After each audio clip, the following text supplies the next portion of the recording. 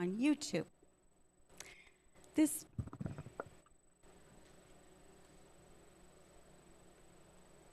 nope, not going to work for me today. Somebody want to do that for me? Can you advance the slide for me, please?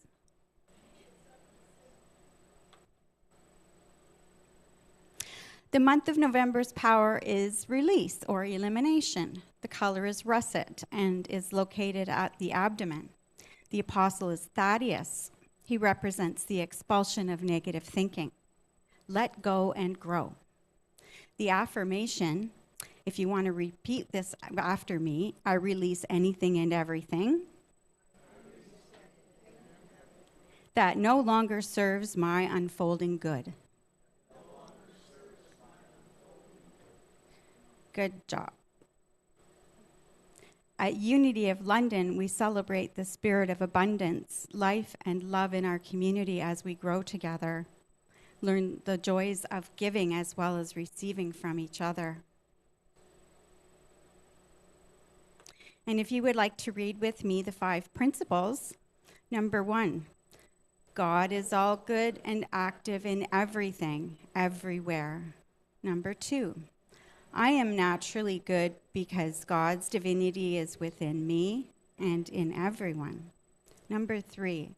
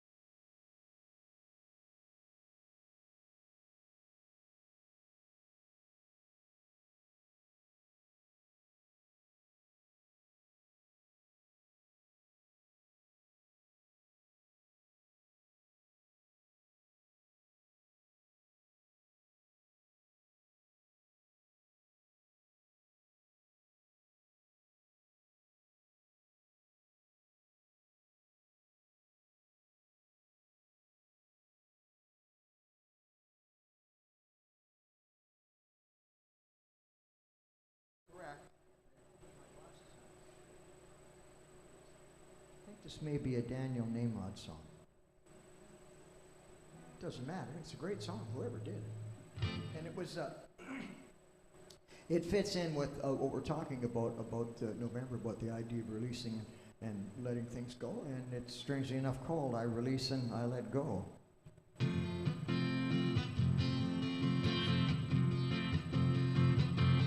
There was a time in my life thought I'd have to do it all for myself. Didn't know the grace of God was sufficient. Didn't know the love of God was at hand. Now I can say if you are discouraged, struggling just to make it through another day, you got to let it go, let it all go. And truth is what you have to say. I release and I let go. I let the Spirit run my life. My heart is open wide. Yes, I'm only here for God. No more struggle, no more strife. In my faith I see the light. I'm free in the Spirit. Yes, I'm only here for God. I release and I let go. I let Spirit run my life. My heart is open. Yes, I'm only here for God. more struggle, no more strife. My faith, I see the light. Free, put this too low, didn't I? I am free in the spirit. Yes, I'm only here for God. I am free in the spirit. I am only here for God.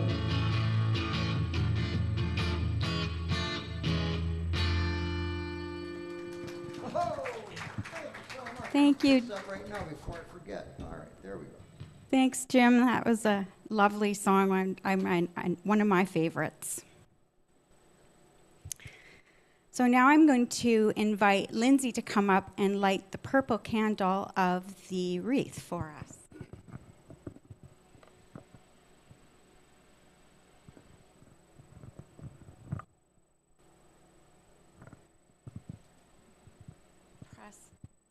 Press.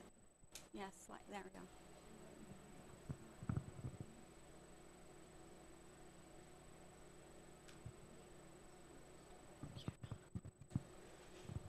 Thanks, Lindsay.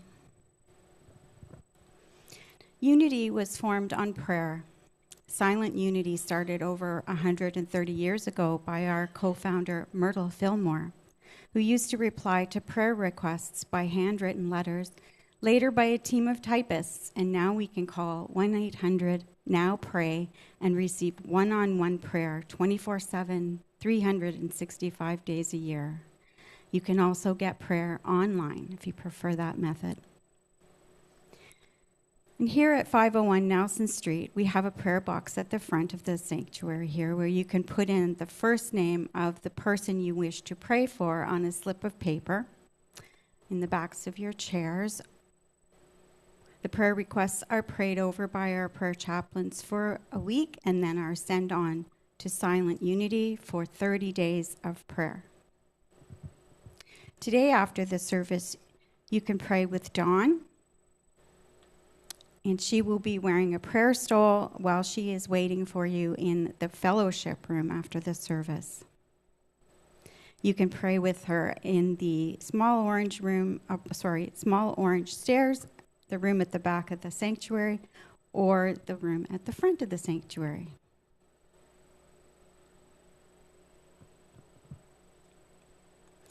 Now let's go into prayer.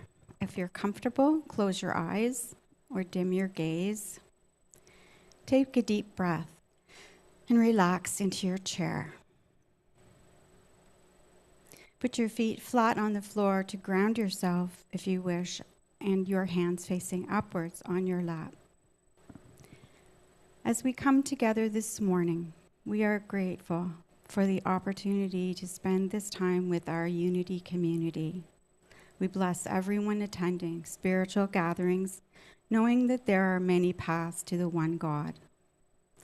We bless all those watching on Zoom at home and those who will watch us later on YouTube. This month we hold in prayer Unity of Edmonton and Unity Urban Ministerial School. Today as we pray, we are grateful for this time together. We go to our heart space and center ourselves on God. We take a deep breath and whisper the names of the people in our lives who we wish to pray for.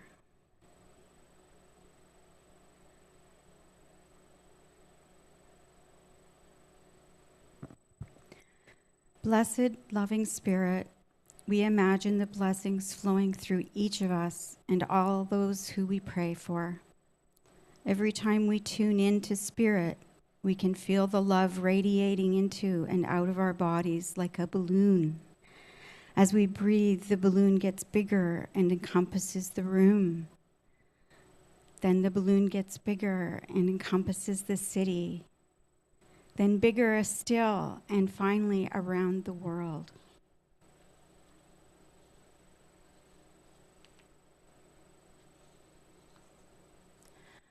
As we come back to the room, we can carry that radiating light of love with us from this moment on. Thank you, Spirit, and so it is. Amen. And now I invite our platform assistant, George Wilson to read the daily word and introduce our speaker.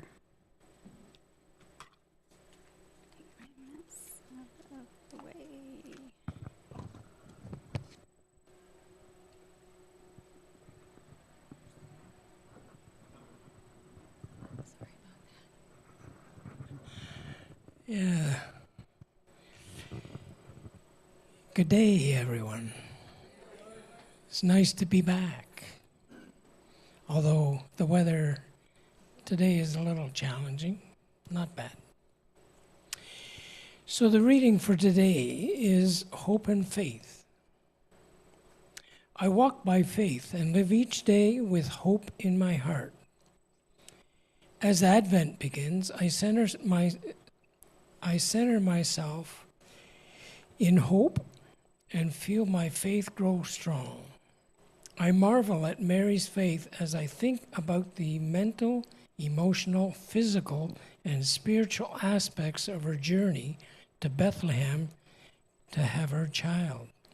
She must have felt frightened to hear what the angel had told her, but faith allowed her to take each step with peace. Like Mary, I may wonder why I am facing certain events, and like Mary, I live in faith. When I have doubt or uncertainty, no matter what is going on in my life, my faith in power of spiritual living gives me renewed hope that God is with me. I am reassured that along every journey, no matter how long, the highest good is unfolding. And from Psalms 62, verse 5, for God alone my soul waits in silence, for my hope is for him. Our speaker today is Wendy Karr. Wendy joined Unity in 1984 and received her licensed Unity teacher status in 2000. Wendy's been a facilitator of Unity Center for over 25 years and has been honored to be made adjunct facility at Unity Worldwide Spiritual Institute. In 2024, she began hosting an online spirit group entitled What's Good About the Good Book? A safe space to explore Unity's take on the Bible. At the 2025 Unity Conference, she was the recipient of the Northern Light of God Expressing Award. She is honored to be with us today. Please join me in welcoming Wendy as she presents her talk entitled First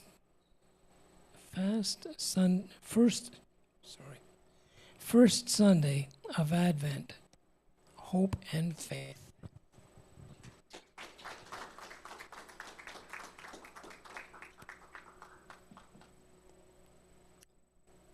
Thanks, George.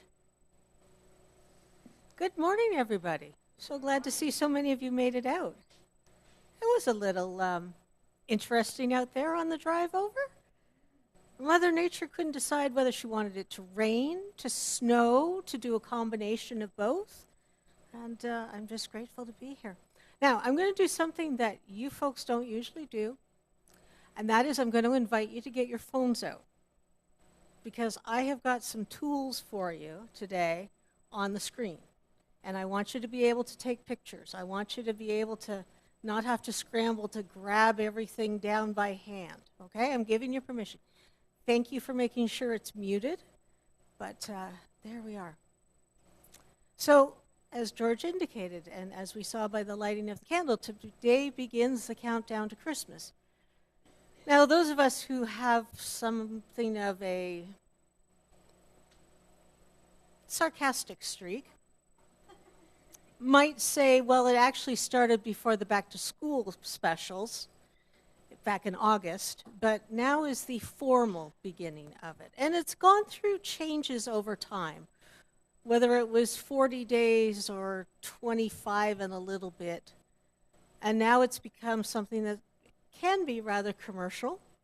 I'm just going to say that. Because I was watching, and did you know there's an advent calendar you can buy for $14,000? And it has high-end perfume in it. I can think of a number of things I would do with $14,000 instead of that, but that's just me. That's just me. I'm scent aware, so it wouldn't be a good choice for me. I'm always good if someone wants to give me an advent calendar full of chocolate, just say it, just say it. But it's our opportunity, and I love that depending on how the calendar works out, I love it when the first Sunday of Advent falls definitively in the month of November, when we are still working with our spiritual power of release, of letting go, of making those changes that we need to welcome the new. In my case, it was taking yet another load of stuff to a thrift shop to make room for whatever goods coming to me Christmas Eve and Christmas morning. Hey, I need some space so I can welcome the new. But it also is an opportunity. I find for myself, again, just me, that things like Christmas and Easter and the Holy Week tends to trigger forgotten memories from my childhood and my church of origin. And you'd think by now, being 40 plus years in unity, that all of it was healed, all of it was settled, all of it was, absolutely gone from my life. The lessons that I have learned have remained. But every so often, I will pull up something and I'll go, wait a minute. I don't know when I learned that, but gee, that doesn't conform to what I believe now. I guess it's time to make a cup of tea and go and do some journaling and some meditation and figure out what's coming. So I start this talk with the invitation. I am ready to give birth. I am ready to give birth to new expressions of spirit as I release limitations. One of the limitations I experienced as a child, and I will say just as a child because I left my church of origin, I was 16, 17, somewhere in there. That was my teenager rebellion, was leaving the church. Now, the fact that my parents had already left the church is inconsequential, but that was my final statement when I realized that, no, these beliefs do not conform to what I inherently and intuitively knew, and I really couldn't pretend anymore like they did, and I needed to leave. So one of the things that I was taught as a child, and in some ways I'm glad because it's allowed me to really reconsider things and what I truly believe. One of the things was, if things aren't going your way, it's your fault because your faith isn't strong enough. Anyone heard that one? Or okay, a couple of you. And there was some serious shame in there. There was especially some serious shame because I was a teenager. I was in the youth group. I was in the youth choir. I was around my peers, many of whom were quite adamant that my faith was in question, because when we had Bible study, I was the one that said, I don't get it. That makes no sense to me. Well, you have to take it on faith. It still makes no sense to me. And so what I came to the space of was hope was what I would hold on to until I could find this faith that I was told I was missing. Some from Ovid, who was a Roman poet. Hope ever urges on and tells us tomorrow will be better. And I translated it into Latin, forgive me, but the historian in me wanted to see what it looked like. Says semper urgent et nobis dictit cras melius fore. I want that on a t-shirt. I want that. I need that Latin just because it's, whenever I see something in Latin, it stops me because I have to translate it. And it allows me to get out of my head for a little, or that part of my head that's entwined with emotion, and just kind of think about, what do the words mean? So if hope is where I can be, especially in these days, 2025 has been a weird year. And I'll just leave it at that. But what came to me over the course of this year was the reminder that sometimes it feels like hope is all you've got, and you can see or you can feel that the rope that you're holding onto is starting to fray. And you can see that it's not as strong, perhaps, as you need it to be. So I want to share with you an exercise, and this is why I asked you to get your phones out, because you might want to take a picture of the next slide, just saying. Anyone heard of the 5, 4, 3, 2, 1 exercise? All right. So when you're getting into a space that feels challenging, or that you're feeling like it's overwhelming, or you can feel yourself starting to shut down, oh, been there, done that many times. So you start with 5 things you can see immediately around you. Okay?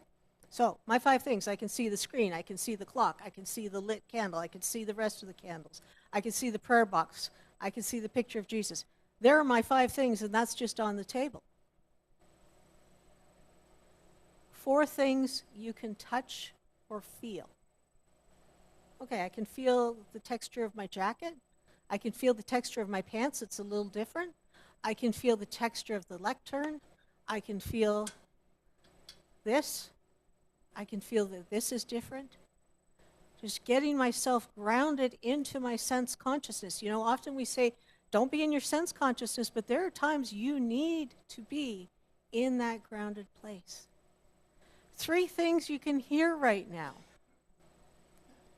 Okay, no offense, but I hear somebody coughing. Blessings to your body, may it heal. I can hear the fan going. I can hear my own voice. So there's my 3 things. 2 things you can smell, or 2 of your favorite smells. Smells are really powerful. If you didn't already know that smells are very powerful.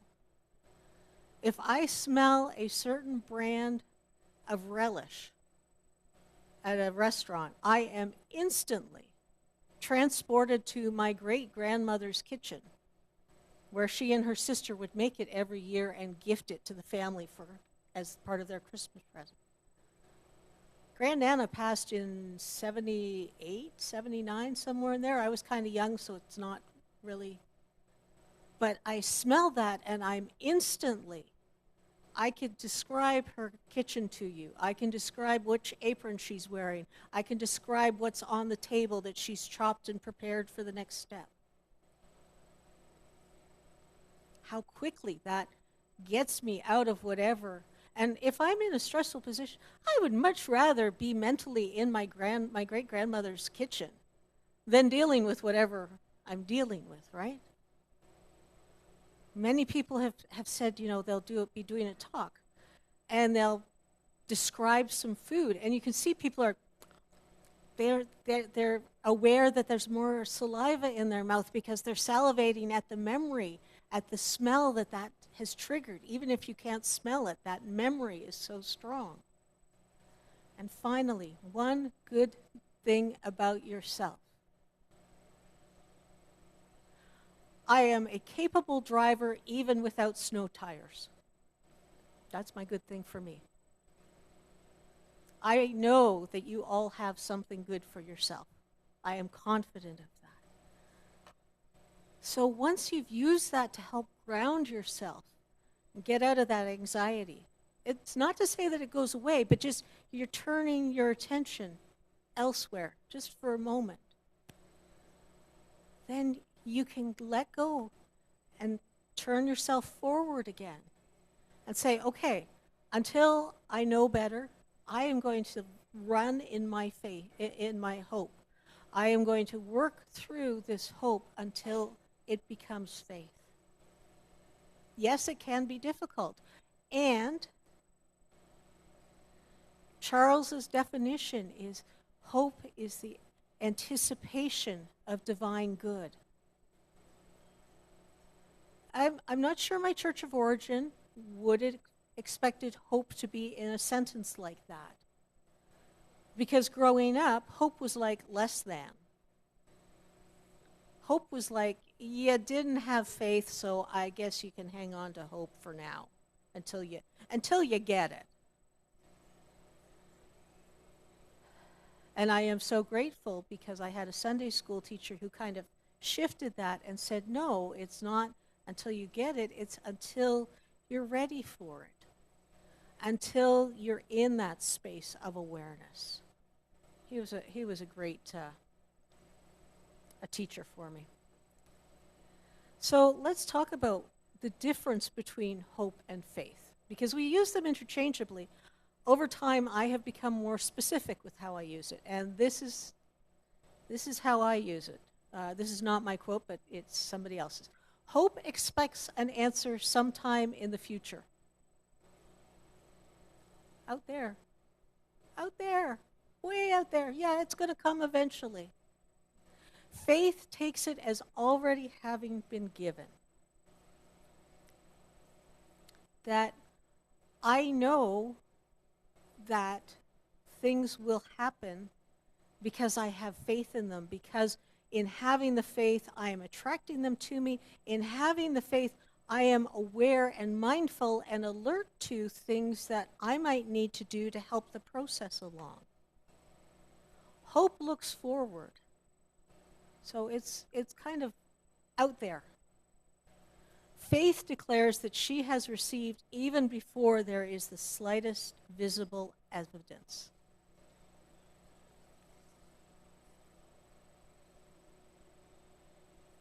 It can be difficult to have faith. It can be difficult if you are in a situation where you are between jobs or between relationships or between vehicles or between homes and you're not sure what your next best step looks like. Our way is to declare something done after it has become obvious to the senses. God's way is to declare it done before there is anything whatever in sight. That's courtesy Emily Cady. God of present help. Emily Cady, if you don't know, she is a early Unity writer.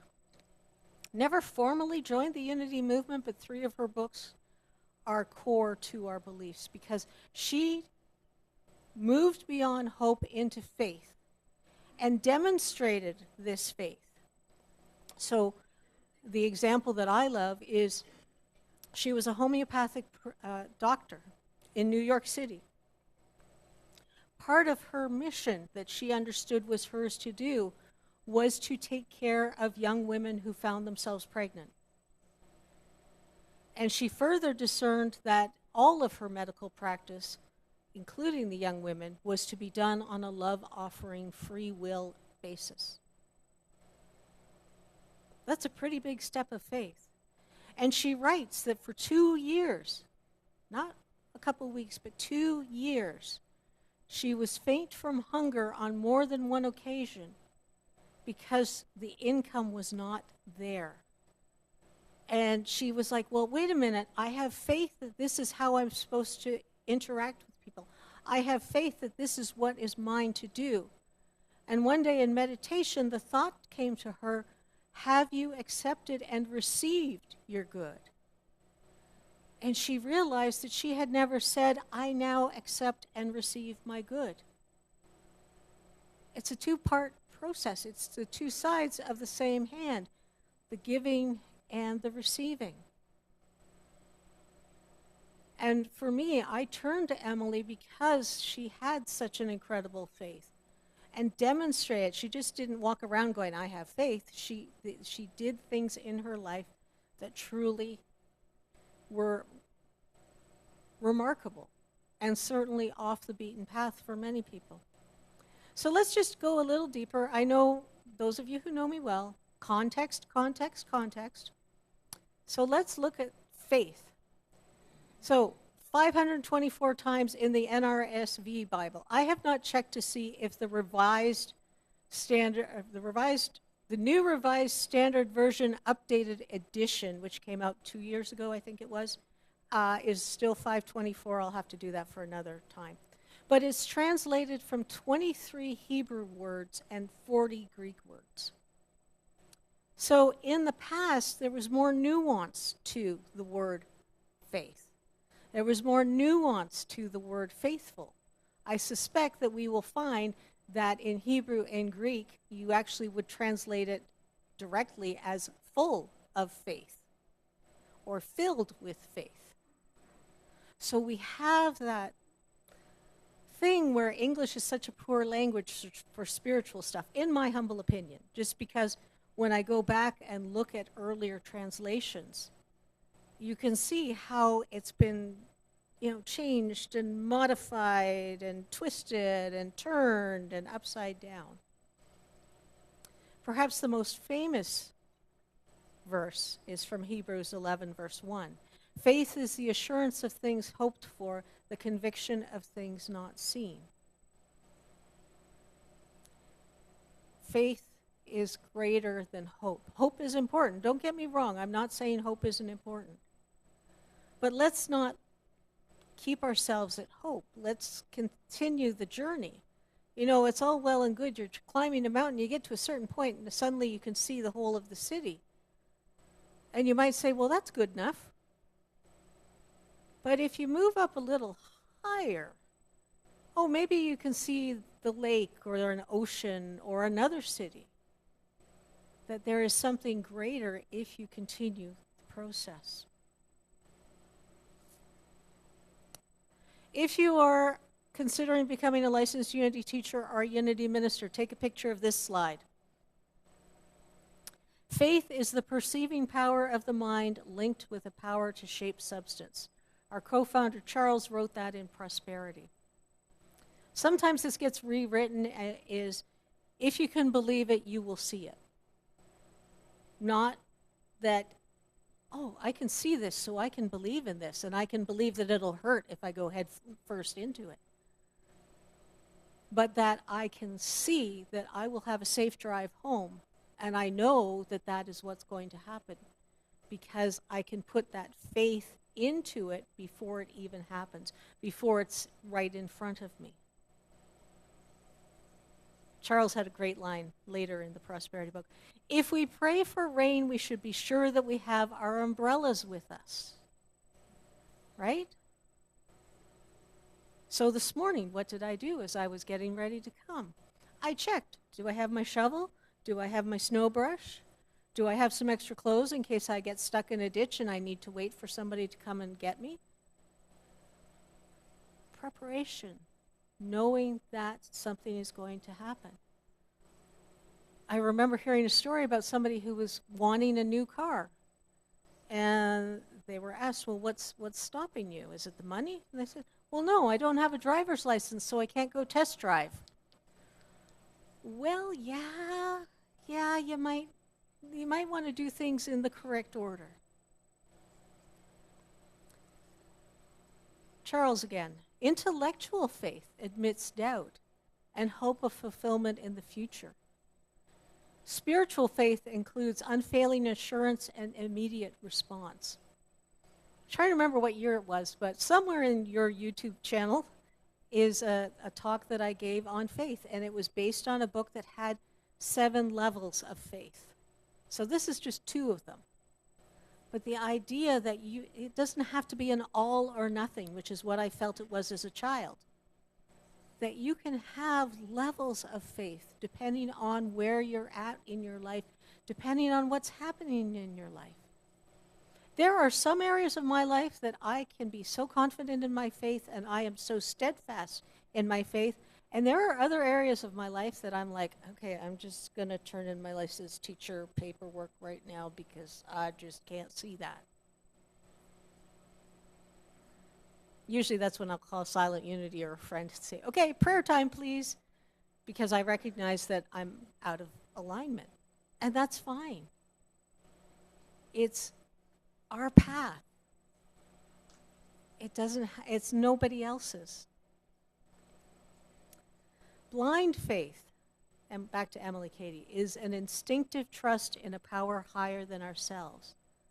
Understanding faith is based on a mutable principle. For me, blind faith is I'm trusting something out there.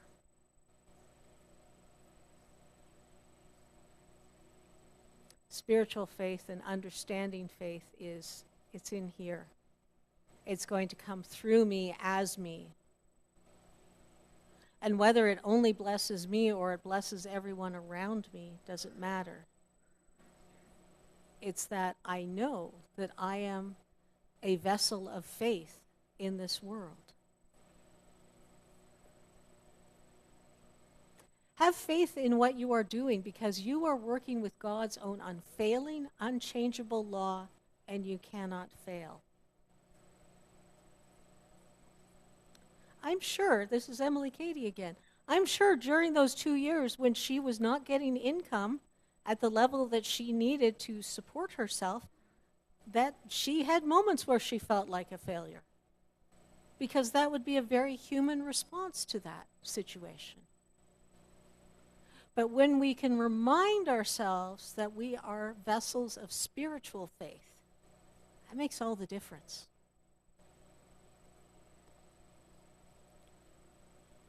Come on. You were working so nicely for me. Peggy, help, please. Thank you. And from Charles, it is when faith is exercised deep in spiritual consciousness that it finds its right place, and under divine law, it brings results that are seemingly miraculous. You know what a miracle is in unity? It's just something where we don't understand the physical laws behind it. When Charles and Myrtle started their path that became unity, they both had health issues. They had health issues, but they did not have CT scanners and MRIs and various drugs and potions and lotions and things. And now we do. And to them, I'm sure it would seem miraculous, because I am quite certain that there would have been a surgical solution to some of Charles's health challenges. And I know for certain that there is a medicinal cure for what Myrtle had. And that probably would have seemed like miracles to them. But it's just that back 150 years ago, we didn't know better. We didn't have that experience.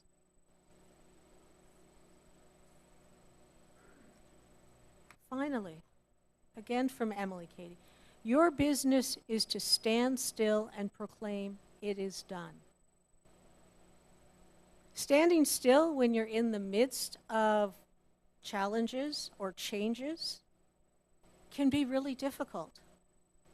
And you don't have to stand necessarily. You can sit, you can kneel, you can go for a walk. You don't have to be. The idea, though, is that your mind is still, that you're not doing all of these things and trying to figure everything out, but rather you are accumulating that spiritual faith to you. You are accumulating that spiritual power to you. And acknowledging that it is done. It is done even before I see the end product. And I also remind you that when you're looking and saying, this is what I want, this is where I want my life to go, always leave space. This or something better. I remember once being told, gee, I'm not sure how I feel about this. I was told that the class was $150. I was willing to pay $250. Can I still pay $250? And of course, gratefully, yes, please do. But had we not had that conversation, the facilitator of that course would have missed out on $100. So this or something better. So I leave you with that. Take some time in this week as we approach Christmas. Are there areas where your hope has turned to faith but you haven't recognized it? And I will trust that all of you will find that gift of faith for yourselves. And let's just take a moment. Give yourself a wiggle if you need to. You've been sitting for a while. As we move into our time of meditation and our monthly affirmations.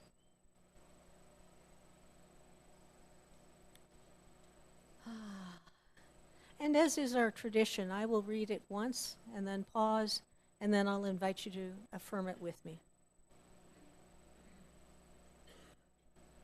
For inner peace.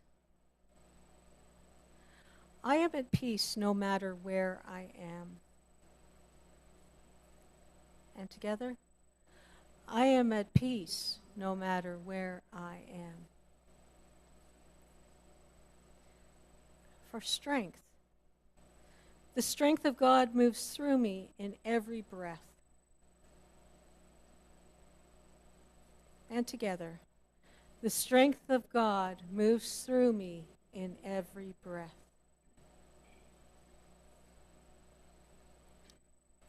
For gratitude. All that I say and do is an expression of gratitude. Together, all that I say and do is an expression of gratitude. For prosperity. I have more than enough and I am grateful. Together, I have more than enough and I am grateful. And for world peace. I dedicate my Christ light to a world that is safe for everyone. Together, I dedicate my Christ light to a world that is safe for everyone. And let us just take a few deep breaths. And let us take this affirmation into our time of silence. Through faith, I am centered and guided every step of the way. In the silence.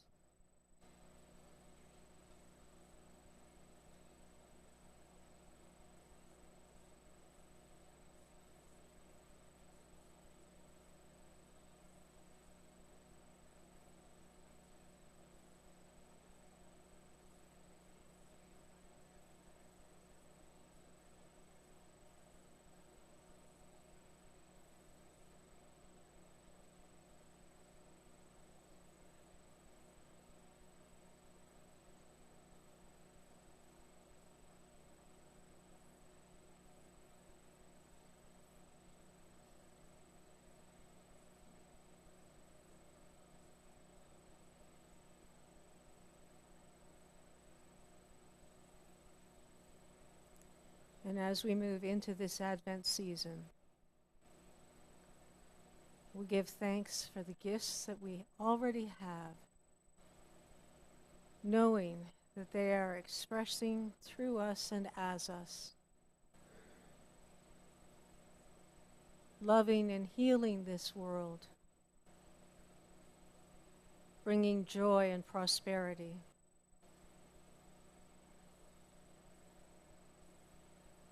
And so it is, and so it shall be. Amen. And one final thought, this is my last Sunday for the year.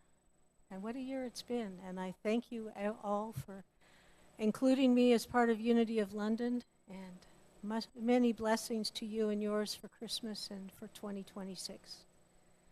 And until we next connect, be faith-filled, be joyous, be peacefully prosperous, and God bless.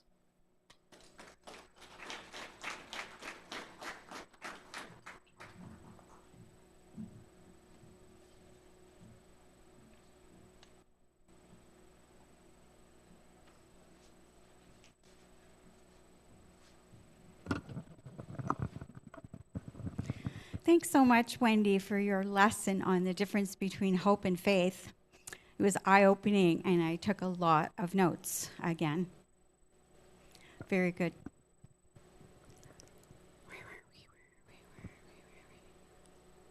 Okay.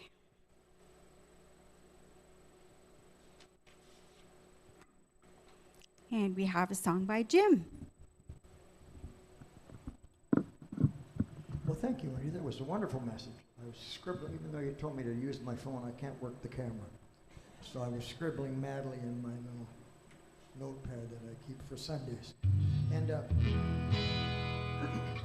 when Pauline, my dear Pauline, where's Pauline? Oh, she's back there. She's wearing a mask because she's got a cough and she doesn't want anybody else to catch it. Thank you for that. Thank you, Pauline. Thank you for everything, Pauline. So anyway, Pauline let me know what Wendy was going to speak about today, so I went through the book. Is there anything, do I have anything here that would suit that? And I found a song that I think suits it quite well, at least I hope it does. It's about hope, and it's about faith, and it's about our ability to put our hands in our faith. You know, we put faith in our hands, we also sometimes put ourselves into faith's hands. So this is what this tune is all about.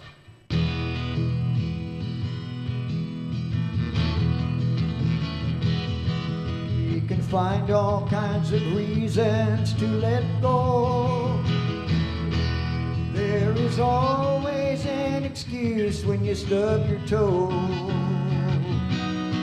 You can wrap yourself in sorrow if you choose, or you can get back up and put yourself to reuse. And so it is, and so it is.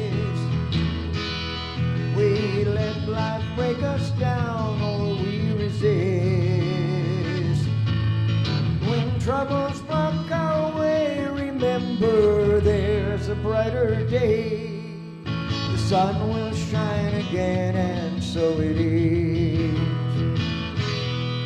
It's a choice we get to make most every day. How will we deal with the things that come our way?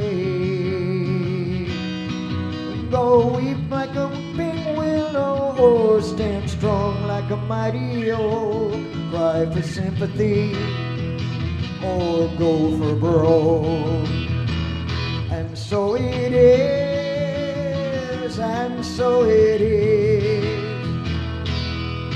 We let life break us down, or we resist. When troubles block our way, remember there's a brighter day.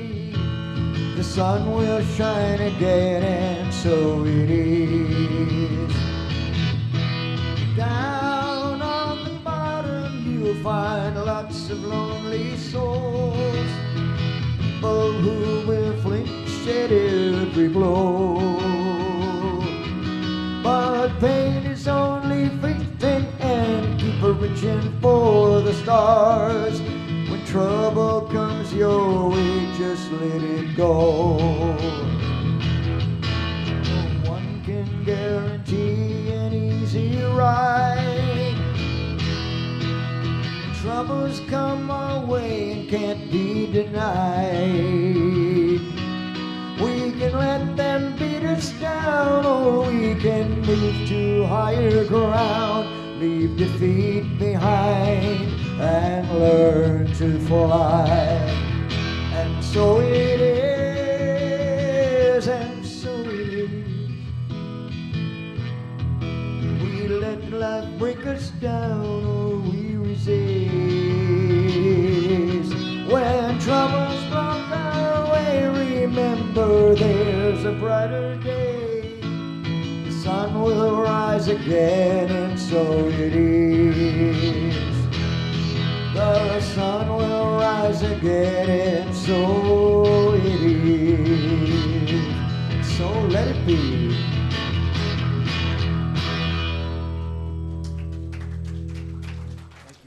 Thank you, Jim. Another wonderful song. Now this is a time for us to share our treasures with our spiritual community. As the blue bag goes around, please hold your hand over the bag and bless it before you pass it on.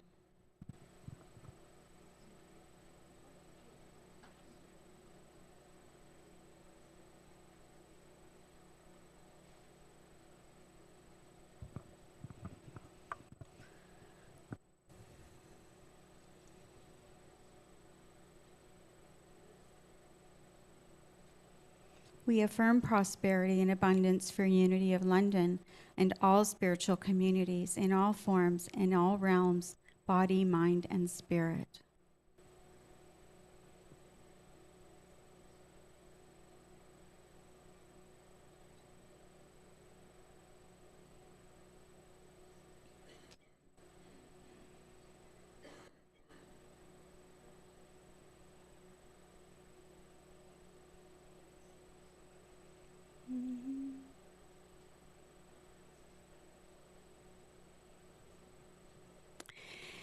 And this is our prosperity blessing. Please read with me. Divine love flowing through me blesses and multiplies all that I have, all that I give, and all that I receive. And so it is.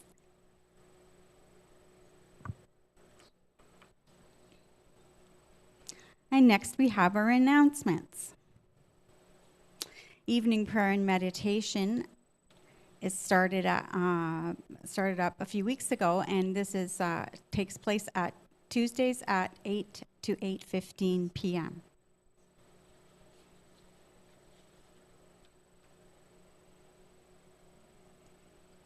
The Sacred Circle is happening today from 12 to 1. Wednesday music nights continue with Jim, and this week it's rock and roll sing along with Ken, Thorne, and Jim. That sounds like fun. It's getting cold outside, and we need winter accessories and so on to fill up our boxes over here. We need hats, gloves, mitts, everything that's warm, even bigger clothes if you have them, and anything that you have is very much appreciated.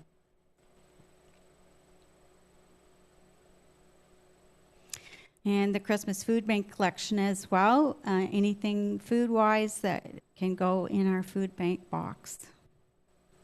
There's a list there, lots of stuff on there.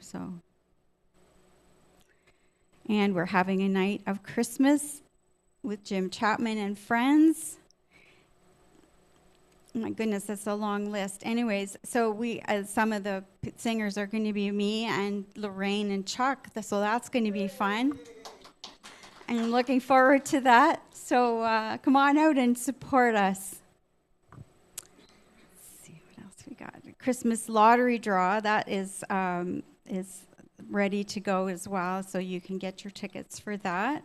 2 prizes this year. And let's just do our prayer for protection. The light of God surrounds me.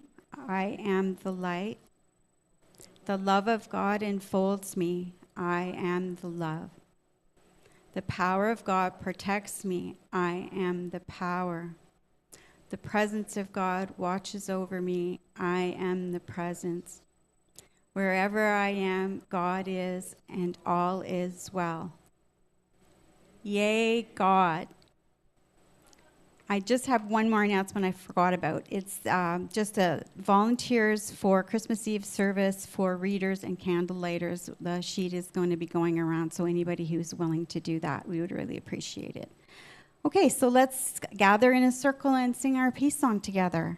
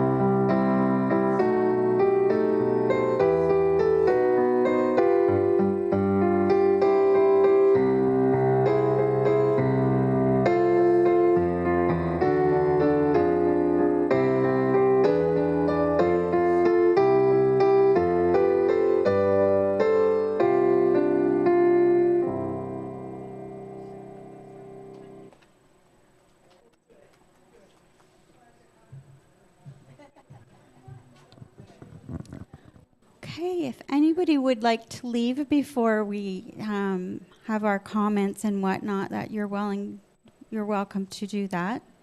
Otherwise, if you'd like to say anything about Wendy's talk or anything you'd like to say, that would be good.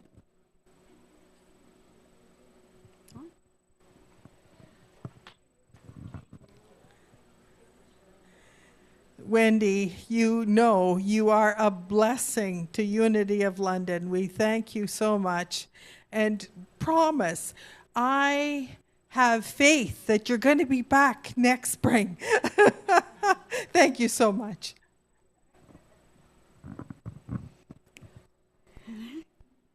Lindsay? Pauline? Is this the week for the tea, Pauline? Is this the week for... Yeah, so... Yeah.